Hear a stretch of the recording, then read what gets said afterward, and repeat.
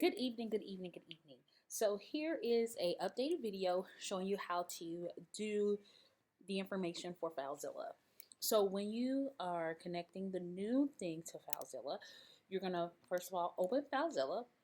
You're going to go to File and Site Manager. Okay. Once you have done that, I think it was United Praise. I don't have this on. Do I have this on this server? Okay, so it says United Praise, so I'll do a new one. I'm gonna press new site. I'm gonna do United Praise. Okay, the host is the master, so it's gonna be SALT, SALTT network.com. The port is going to be 2121. The username, the way you find the username, let me log into VSC. There goes VSC on the server. And let me scroll down. Is United Praise on here? I don't see it. Oh, it might be on the second page. Okay, yeah. Okay. So the username is United Praise. And I'm going to show you if you come in here, well, when you log into it, it'll look like this, and you go to quick links. If you scroll down, you're going to see the FTP client connection. It's going to give you the host name, which is saltnetwork.com.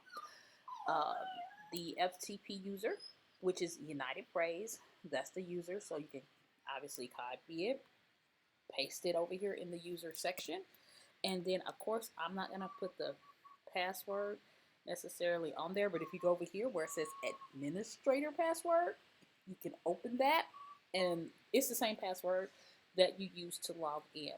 So I'm going to put my beautiful self on the camera real quick while I get the password there. 1 second, because I don't know it. Stop, darling.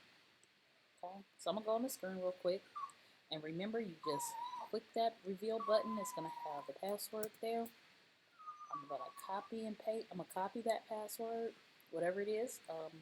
It's the same password that you used to log in. And then we're just going to go here to FileZilla accordingly, and we're going to paste the password. Then we're going to go to transfer settings. We're going to make sure that this is on limit number of simultaneous connections to 1. Then I'm going to press connect.